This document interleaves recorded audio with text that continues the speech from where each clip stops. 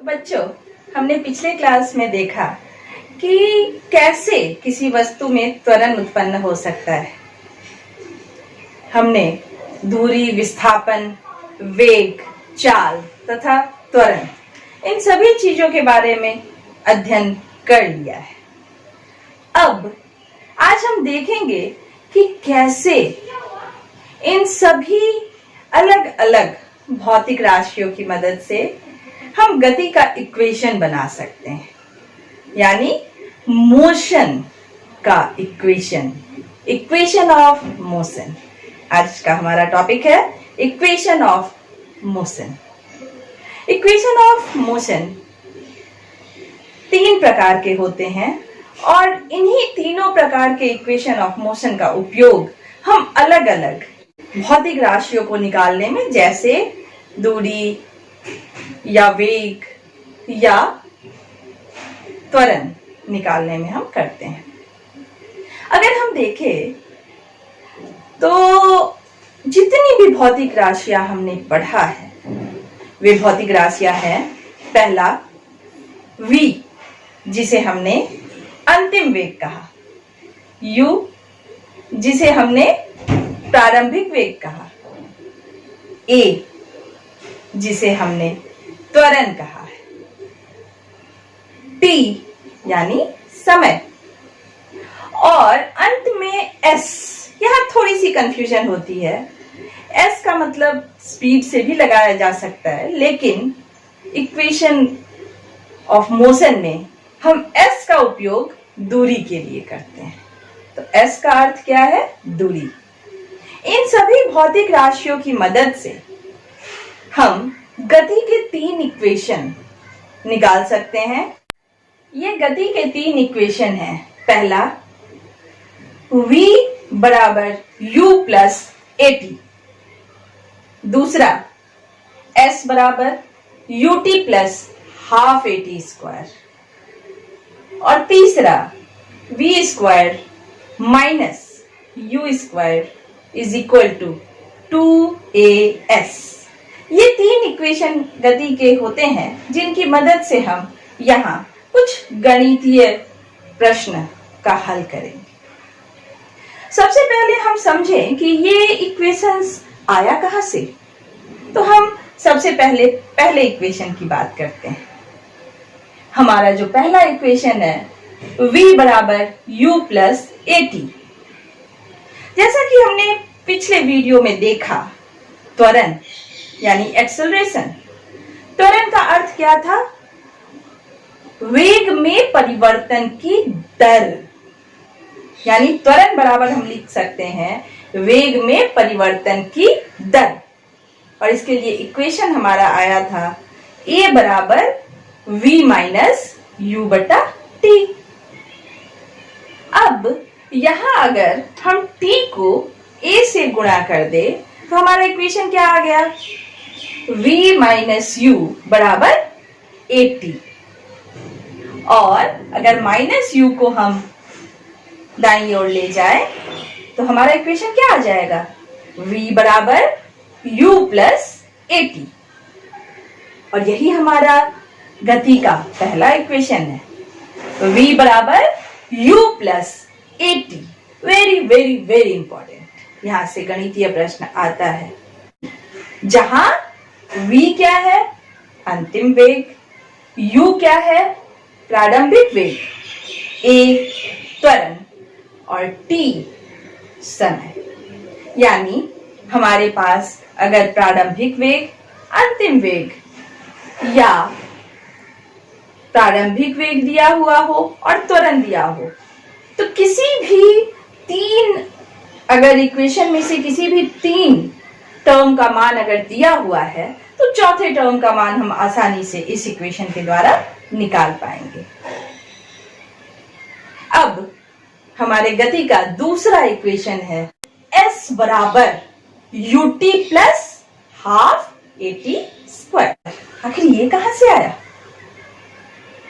इसको समझने के लिए हम पहले ये समझे कि हमारा औसत वेग जो हम निकालते हैं या औसत चाल बराबर क्या होता है? प्रारंभिक वेग प्लस अंतिम वेग बटा 2। किसी भी चीज का जब हम औसत निकालते हैं तो औसत निकालने के लिए जितनी भी संख्याएं होती हैं उनको पहले जोड़ देते हैं, बटा जो संख्या का नंबर है उससे हम भाग दे देते हैं। तो यहां अगर हमें औसत वेग निकालना है तो वेग हमारा क्या है, u और v। तो औसत वेग क्या हो जाएगा, u प्लस v बटा 2। तो अगर हम यहां लिखे कि विस्थापन बराबर यानी s बराबर क्या होता है, औसत वेग गुना समय।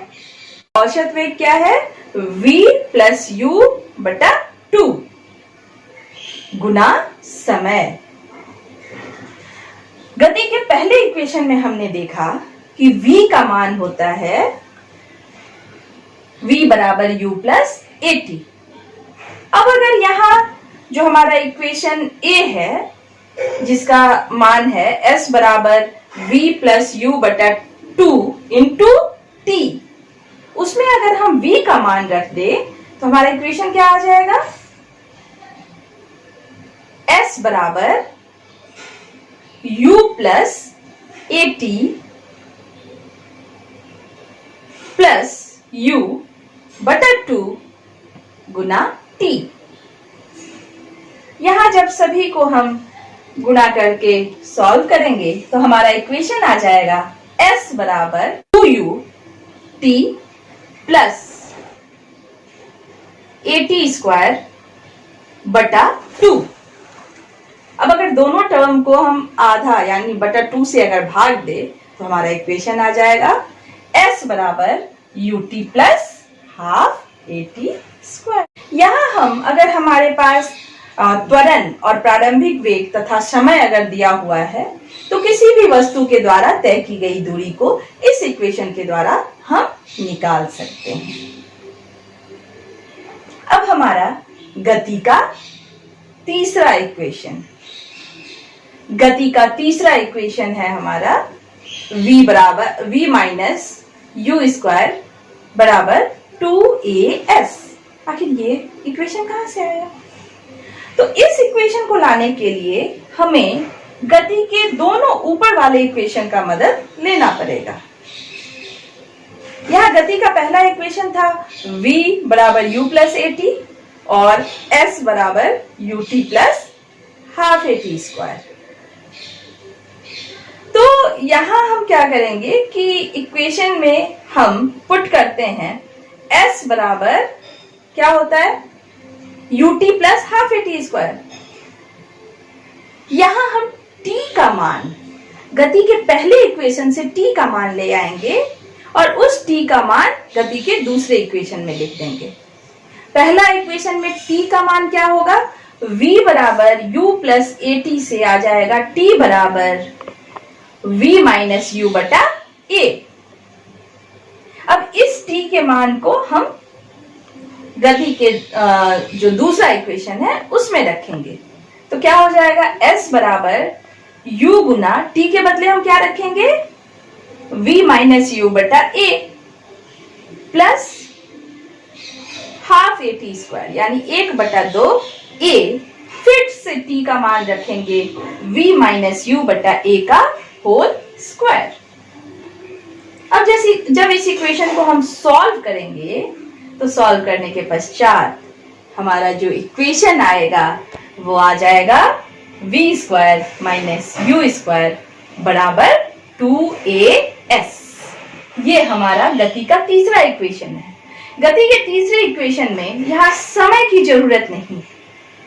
यहाँ अगर दूरी, त्वरण और दोनों ही प्रकार का वेग अगर ज्ञात है तो हम इस इक्वेशन से का उपयोग करके हम प्रश्न को बना सकते हैं।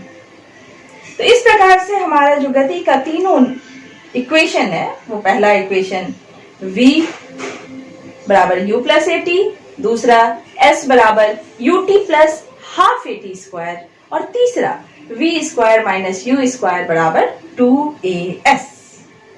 अब इन तीनों इक्वेशन पर आधारित हम कुछ प्रश्न बनाएंगे। ये जो इक्वेशन ऑफ मोशन है इसे हम हमेशा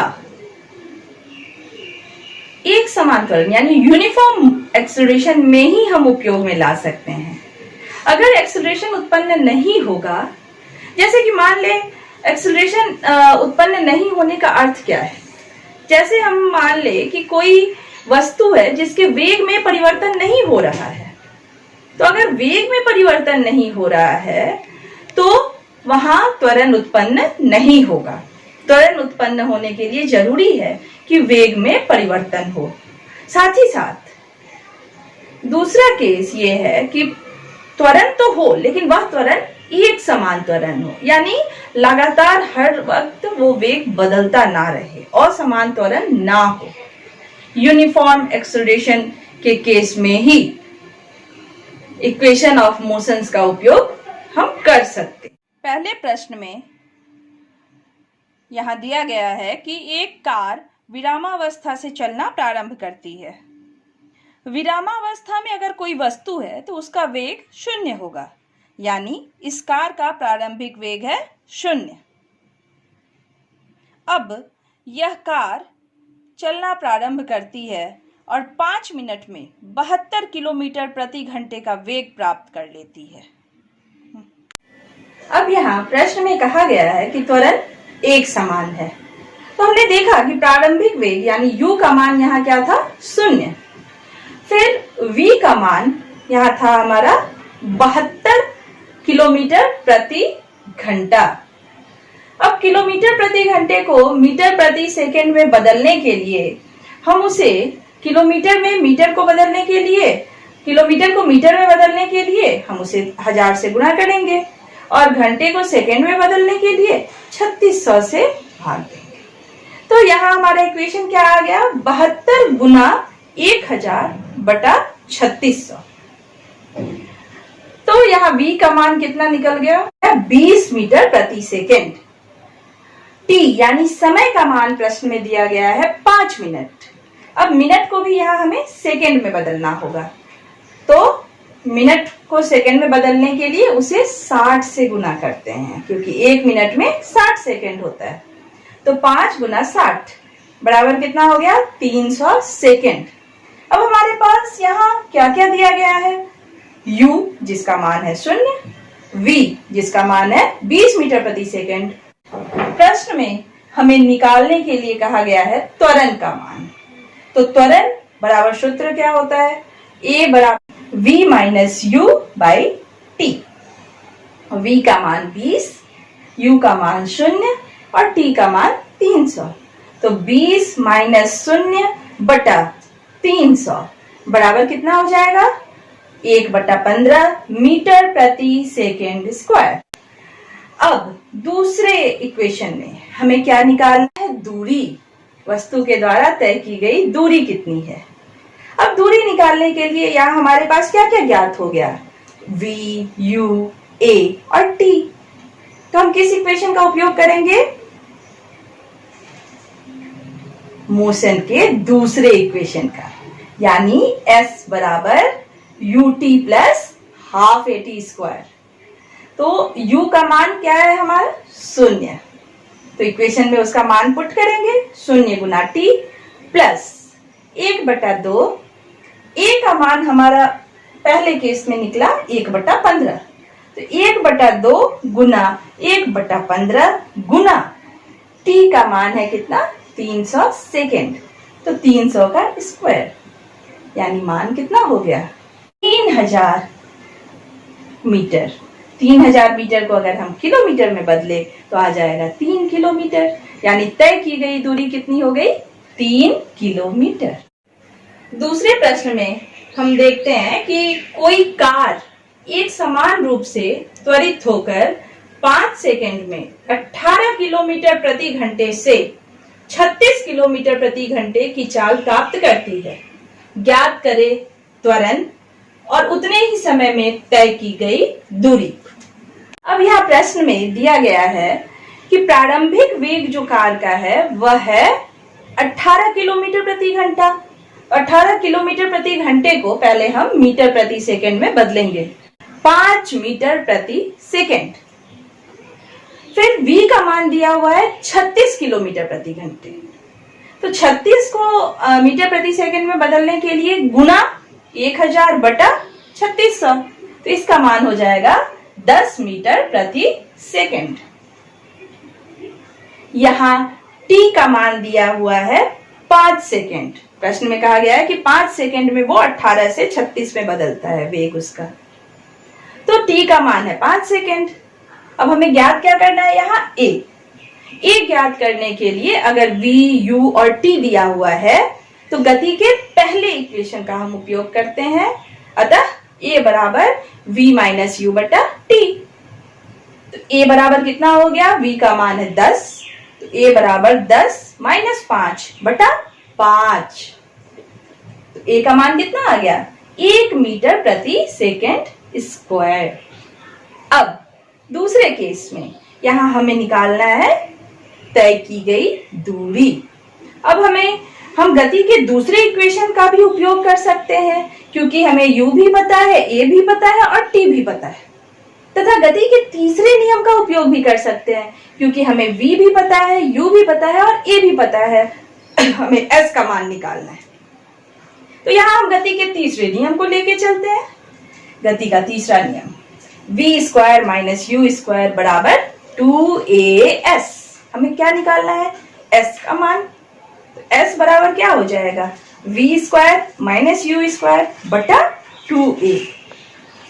तो v का मान कितना है, 10, तो 10 का स्क्वायर माइनस u का मान है 5, तो 5 का स्क्वायर बटा 2 गुना 1। 10 का स्क्वायर कितना होता है, 100, और 5 का स्क्वायर कितना होता है, 25। तो कितना हो गया, 100 माइनस 25 बटा 2 गुना 1। 100 माइनस 25 यानी 75, 75 बटा 2 यानी हमारा मान कितना आ गया, s का मान आ गया 37.5 मीटर। यहां हमने दूरी निकाल लिया। इस प्रकार से हम किसी भी प्रश्न में पहले ये समझेंगे कि हमें किन किन चीजों का मान दिया गया है और गति के तीनों इक्वेशन में से किस मान का उपयोग हम करेंगे, जो भी हमें निकालना है उसका मान निकाल पाएंगे। आज का प्रश्न,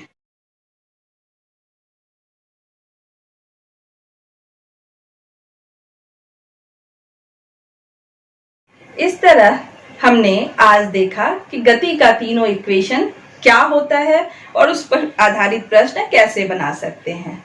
अब हम अगले वीडियो में गति का ग्राफिकल रिप्रेजेंटेशन यानी ग्राफीय विधि से गति के इक्वेशन को किस प्रकार प्रूव कर सकते हैं ये देखेंगे। और वर्ग नवम में यह जो चैप्टर है गति, ये बहुत इंपॉर्टेंट चैप्टर है। तो इसका जो भी वीडियो सीक्वेंस में है, अगर सभी वीडियो को एक एक करके हम देखें तो पूरा चैप्टर हमें अच्छे से समझ में आ जाएगा। अगर कोई परेशानी होती है तो आप मुझे कमेंट करके पूछ सकते हैं।